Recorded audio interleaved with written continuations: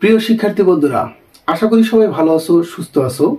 আজকের ক্লাসটা আমরা সাধারণ গণিতের পরিমিতির 16.2 অনুশীলনী নিয়ে আজকে আলোচনা করব।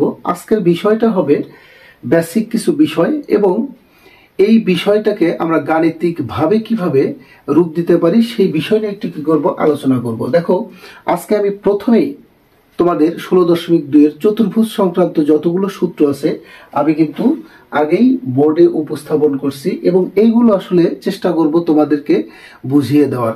দেখো, আমরা আয়তক্ষেত্রের ক্ষেত্রফল জানি কি, দৈর্ঘ্য গুণন প্রস্থ। এটা একটা কি, এটা একটা আয়তক্ষেত্র। এই আয়তক্ষেত্রের আমরা জানি প্রত্যেকটা কোণের পরিমাণ 90 ডিগ্রি। এখন এই আয়তক্ষেত্রকে যদি একটা কর্ণ দ্বারা কি করি, ডিভাইডেড করি, মানে অর্ধেক অর্ধেক ভাগ করি, এটা একটা সমকোণী ত্রিভুজ। এটা একটা কি, সমকোণী ত্রিভুজ। আমরা জানি সমকোণী ত্রিভুজের ক্ষেত্রফলের সূত্র কি, হাফ গুণন ভূমি গুণন উচ্চতা। তাহলে আমি যদি এটাকে চিহ্নিত করি এ বি সি ডি, তাহলে এখানে দেখো তো এ বি সি এটা একটা ত্রিভুজ, আবার এডিসি একটা ত্রিভুজ। দুটা ত্রিভুজের পরিমাণ কি আছে, সমান। তাহলে আমি লিখতে পারি 2 গুণন ত্রিভুজ এ বি সি। যেহেতু দুইটা ত্রিভুজের পরিমাণ সমান আমরা লিখতে পারি। আর এই ত্রিভুজের ক্ষেত্রফল কি দেওয়া আছে, সমকোণী ত্রিভুজে হাফ গুণন ভূমি গুণন উচ্চতা। এখান থেকে 2 ইন্টু হাফ গুণন ভূমি কত দেওয়া আছে, আমি যদি এটা এ ধরি, এটাকে যদি বি ধরি, এ গুণন কত বি, হাফ গুণন ভূমি গুণন উচ্চতা, 2 দিয়ে কাটো, বাঁচলো কত এ বি। দেখো তো আমরা আয়তক্ষেত্রের ক্ষেত্রফল কিন্তু পেয়ে গেছি। এবং এরপরে আসো, আয়তক্ষেত্রে কি দেওয়া আছে, পরিসীমা। এই পরিসীমাটা কিভাবে নিব, যে আমরা জানি যে একটা চতুর্ভুজের, একটা আয়তক্ষেত্রের বিপরীত বাহুর দৈর্ঘ্য পরস্পর কি সমান। এই যে বিপরীত দুটো বাহু, এইটা বাহু, এই বাহুটা যদি এ হয়, এই বাহুটা কি এ, এই বাহুটা যদি বি হয়, এই বাহুটাও কত বি। তাহলে আমরা লিখতে পারি যে আয়তক্ষেত্রের পরিসীমা, পরিসীমা মানে কি, যে চারটা বাহুর যোগফল। তাহলে পরিসীমা সমান কত আসতেছে, এ প্লাস বি প্লাস কত এ প্লাস কত বি। দেখো তো এখানে এ আর এ যোগ করলে কত, 2a, বি আর বি যোগ করলে কত, 2b। তাহলে 2 ইন্টু কত, a প্লাস বি। আমরা কিন্তু আয়তক্ষেত্র পরিসীমা জানি কত, 2 ইন্টু দৈর্ঘ্য যোগ প্রস্থ। আমরা কিন্তু 2 ইন্টু দৈর্ঘ্য যোগ প্রস্থ পেয়ে গেছি। এরপরে এটা কিন্তু সমাধান হলো। এবং আয়তক্ষেত্রের কর্ণের দৈর্ঘ্য, আয়তক্ষেত্রের কর্ণের দৈর্ঘ্য নির্ণয় করতে গেলে যে সমকোণী ত্রিভুজ আছে, আমরা এই সমকোণী ত্রিভুজ থেকে পিথাগোরাসের উপপাদ্য জানি কি, অতিভুজ স্কয়ার সমান লম্ব স্কয়ার যোগ ভূমি স্কয়ার। তাহলে অতিভুজ স্কয়ার যদি হয় এসি স্কয়ার, লম্ব কি দেওয়া আছে বিসি স্কয়ার, প্লাস কত এবি স্কয়ার, ভূমি দেওয়া আছে কত এবি স্কয়ার। তাহলে এখান থেকে এসি স্কয়ার বিসি সমান কত বি, বি স্কয়ার প্লাস কত বিসি, এবি সমান কত এ, তাহলে এ স্কয়ার। অতএব এসি সমান, আমরা কর্ণের দৈর্ঘ্যকে আমরা এটাকে ডি যদি নেই, তাহলে ডি সমান কত, বামে যদি বর্গ থাকে ডানে কি হয় বর্গমূল, তাহলে এ স্কয়ার প্লাস কত বি স্কয়ার। তাহলে কর্ণের দৈর্ঘ্য আমরা পাইলাম কত, এ root over a square plus কত বি স্কয়ার। আমরা কিন্তু ছোট পরিসরের যে একটু ব্যাখ্যা, সেই ব্যাখ্যাটা কিন্তু আসলে পাইলাম। এরপরে আসো বর্গক্ষেত্রের ক্ষেত্রফল। বর্গক্ষেত্রের ক্ষেত্রফলের ক্ষেত্রে আমরা যদি যাই, বর্গক্ষেত্রটা কেমন, বর্গক্ষেত্রটা হলো চারটা বাহুর সমন্বয়ে আমরা কি পাই, বর্গক্ষেত্র। এবং এই বর্গক্ষেত্রের চারটা বাহুর দৈর্ঘ্য পরস্পর কি সমান।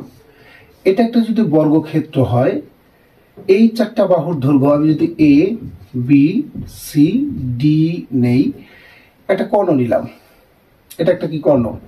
এই কর্ণের দৈর্ঘ্য দেখো, প্রত্যেকটা বাহুর দৈর্ঘ্য পরস্পর যদি আমি এ নেই, তাহলে কর্ণের দৈর্ঘ্য কত আছে, কর্ণের দৈর্ঘ্য আমি যে কোনো একটা ই নিলাম, এই যে ডি নিলাম। তাহলে বর্গক্ষেত্রের ক্ষেত্রফল কি দেওয়া আছে, এখানে দৈর্ঘ্য গুণন যদি প্রস্থ নেই, যেহেতু এটা একটা কি সমকোণী ত্রিভুজ, দৈর্ঘ্য গুণন প্রস্থ, দৈর্ঘ্য গুণন কত আছে প্রস্থ, প্রস্থ কত এ, তাহলে পাই কত এ স্কয়ার। তাহলে কি বাহু স্কয়ার পাওয়া যাবে, দেখো তো এটা একটা কি বাহু স্কয়ার। এরপর আসো বর্গক্ষেত্রের পরিসীমা, আমরা ঠিক আগের মতোই বর্গক্ষেত্রের পরিসীমা যদি নেই, চারটা বাহুর দৈর্ঘ্য যোগফল, তাহলে এ প্লাস এ প্লাস এ প্লাস কত এ ইকুয়াল টু কত চারটা বাহুর কি যোগফল 4a।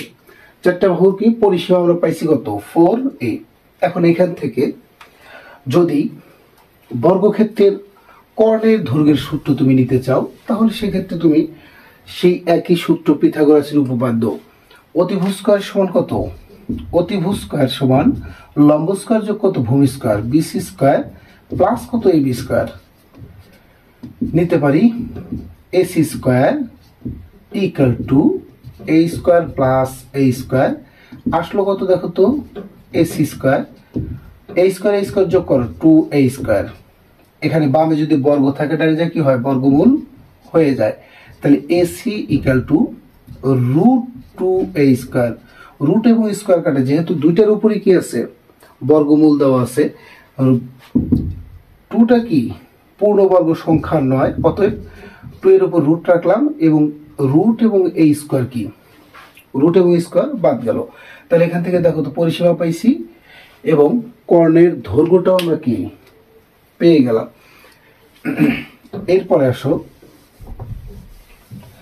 সামান্তরিকের কর্ণের দৈর্ঘ্য। আমরা জানি সামান্তরিকের কর্ণের দৈর্ঘ্য কি, সামান্তরিক কাকে বলে, এখানেও ঠিক তাই, যে বিপরীত বাহু দুটার দৈর্ঘ্য পরস্পর সমান, কিন্তু এদের কোণগুলো কিন্তু সমকোণ নয়। বিপরীত দুইটা কোণ পরস্পর কি হবে সমান হবে। আমি যদি একটা সামান্তরিক তৈরি করি, দেখো তো এটা একটা কি সামান্তরিক এ বি সি ডি। এখানে আসলে উচ্চতা আমাদের দেওয়া নাই, আমরা উচ্চতা তৈরি করে নেব। দেখো এই যে আমি একটা কর্ণ দ্বারা কি করলাম, চতুর্ভুজটাকে অর্ধাবর্তী করলাম। এ বি এর উপর একটা কি লম্ব তৈরি করো, এটা কি দিলাম ডি, অন্য কিছু দিলাম, অথবা A B C D E দিলাম, এটা এইচ তাহলে কত, এটা কি এইচ, এবং এই পুরো বাহুটা কত বি ধরলাম। তাহলে এখান থেকে আমি লিখতে পারি হাফ গুণন ভূমি গুণন কত উচ্চতা, হাফ গুণন ভূমি গুণন উচ্চতা। তাইলে এই যে দুইটা ত্রিভুজ দেওয়া আছে, এই দুইটা ত্রিভুজের ক্ষেত্রে আমি যদি দেই, তাহলে 2 ইন্টু হাফ গুণন ভূমি গুণন কত উচ্চতা, এই যে হাফ গুণন ভূমি কত দেওয়া আছে বি, উচ্চতা এইচ দেওয়া আছে, 2 কাটো বাস্তব কত বি এইচ, মানে হাফ গুণন ভূমি গুণন কত উচ্চতা। তাহলে এখান থেকে এটাও পাওয়া গেল। এরপরে আসো রম্বসের ক্ষেত্রফল। রম্বসের ক্ষেত্রফলটা কেমন, রম্বসটা হলো চারটা বাহুর দৈর্ঘ্য পরস্পর সমান কিন্তু কোণগুলো সমকোণ নয়, এটা একটা কি রম্বস, এটা একটা কি রম্বস।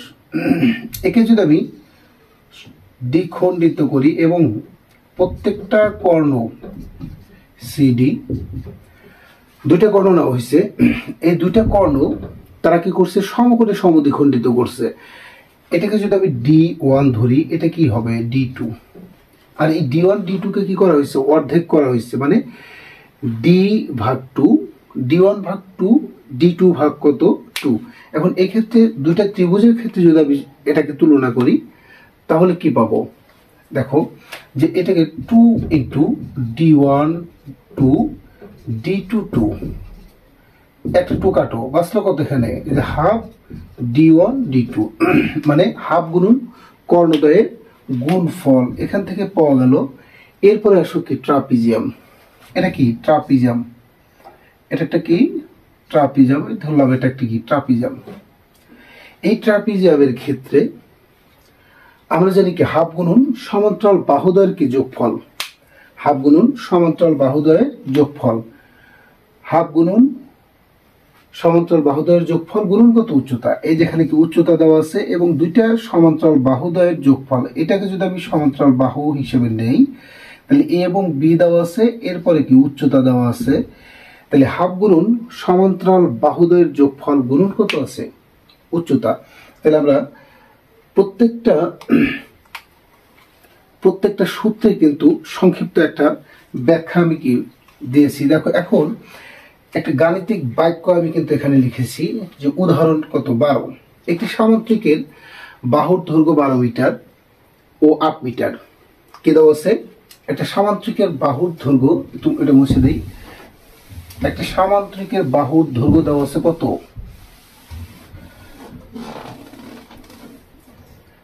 একটা সামান্তরিকের বাহুর দৈর্ঘ্য দেওয়া আছে, দুইটা বাহুর দৈর্ঘ্য দেওয়া আছে 8 মিটার এবং কি 12 মিটার দেওয়া আছে, এবং ক্ষুদ্রতম কর্ণের দৈর্ঘ্য দেওয়া আছে কত 10 মিটার। অপর কর্ণের দৈর্ঘ্য তোমাকে কি করতে বলছে, নির্ণয় করতে বলছে। আচ্ছা, অপর কর্ণের দৈর্ঘ্য যদি আমি নির্ণয় করতে যাই, তাহলে সেক্ষেত্রে আমি যদি ছোট্ট একটা সূত্র এখান থেকে প্রয়োগ করি, তাহলে সেক্ষেত্রে হয়তো আমরা দ্রুতই এর সমাধানটা নিয়ে আসতে পারবো। দেখো, আমি একটা সামান্তরিক তৈরি করব। এটা একটা কি সামান্তরিক। এই সামান্তরিকের ক্ষেত্রে আমি এ বি সি ডি, সামান্তরিকের বাহুর দৈর্ঘ্য কত আছে 12। সামান্তরিকের বাহুর দৈর্ঘ্য কত 12। একটা বাহুর দৈর্ঘ্য আমি পেয়েছি 12, আর একটা বাহুর দৈর্ঘ্য কত 8। এটা যদি 8 হয়, এটাও 8 হবে, এটা কি 12। এবং ক্ষুদ্রতম কর্ণের দৈর্ঘ্য দেওয়া আছে কত 10। অপর কর্ণের দৈর্ঘ্য তোমাকে কি করতে বলছে, বের করতে বলছে। এটা কি ডি দিলাম। এটা একটা সামান্তরিক আঁকাইলাম, এবং এই জায়গায় এখান থেকে আমি লিখতে পারি যে দেওয়া আছে, আমি চিত্রটা একটু ব্যবহার করলাম, দেওয়া আছে কি দেওয়া আছে, এডি এবং বিসি। এডি বিসি সমান কত 8 মিটার। এরপরে আছে কত এবি, কত আছে সিডি সমান কত 12 মিটার, এবং অপর কর্ণের দৈর্ঘ্য দেওয়া আছে বিডি। বিডি সমান কত আছে 10 মিটার। এই তো আমাদের মান দেওয়া আছে, এবং অপর কর্ণ যেটা দেওয়া আছে এসি ইকুয়াল টু কত হর, এটা আমাদের কি করতে হবে, নির্ণয় করতে হবে। তাহলে আমরা জানি বা জানা আছে অপর কর্ণের দৈর্ঘ্য, কর্ণের দৈর্ঘ্য কি দেওয়া আছে, দেখো √2 into A square plus B square minus কত সি স্কোয়ার। আমরা দুইটা বাহুর দৈর্ঘ্য ধরে নিছি, তাই আমি যদি ধরি, দেওয়া আছে না লিখে ধরে লিখি, যে ধরি একটা বাহুর দৈর্ঘ্য কত এ ধরলাম, আর একটা বাহু কত বি, এবং কর্ণের দৈর্ঘ্য, একটা কর্ণের দৈর্ঘ্য সি ধরা হয়েছে, অপর কর্ণের দৈর্ঘ্য কি ধরা হয়েছে ডি ধরলাম। আমরা প্রত্যেকটা বাহুর দৈর্ঘ্য এবং কি কর্ণের দৈর্ঘ্যের মান কি আমরা ধরে নিছি। তাহলে সেক্ষেত্রে √2 ইন্টু এর মান কত দেওয়া আছে, এ সমান হলো কত 8 মিটার, 8 এর উপর স্কোয়ার, বি সমান কত দেওয়া আছে 12 মিটার, 12 এর উপর কত স্কোয়ার, ব্র্যাকেটটা একটু ব্যবহার করি তাহলে একটু সুবিধা হয়, মানে সি সমান কত, সি হলো 10 মিটার দেওয়া আছে 10 স্কোয়ার। তাহলে এখান থেকে লেখো 2, 8 কত 64 যোগ 144 বিয়োগ কত 100। বাম পাশে একটু লিখি, ওটাকে আমি বাম পাশে ডাইভার্ট করলাম। কি দেওয়া আছে √64 এবং 144 কত আছে 2 ইন্টু 4 4 8, 10 হাতের হলো কত 1 2, 208 মাইনাস কত আছে 100, 208 দুগুণা কত 416, 8 দুগুণা কত 16, 6 হাতের হলো কত 1, 2 দুগুণা কত 4, 100। তাহলে পাশে কত 316। এটাকে যদি আমি বর্গমূল করি, এর বর্গমূলটা আসবে কত 17.77 মিটার। এইটাই অ্যান্সার। আমরা এই যে সামান্তরিকের অপর কর্ণের দৈর্ঘ্য নির্ণয় করব, এই অপর কর্ণের দৈর্ঘ্যের যেটা সহজ ব্যাখ্যা, আমি সেই সহজ ব্যাখ্যাটা তোমাদের শিখিয়ে দিলাম। আশা করি বুঝতে পারছো। ক্লাসটা ভালো লাগলে শেয়ার করবে এবং কি অন্যকে দেখার সুযোগ করে দিবে। সবাইকে ধন্যবাদ।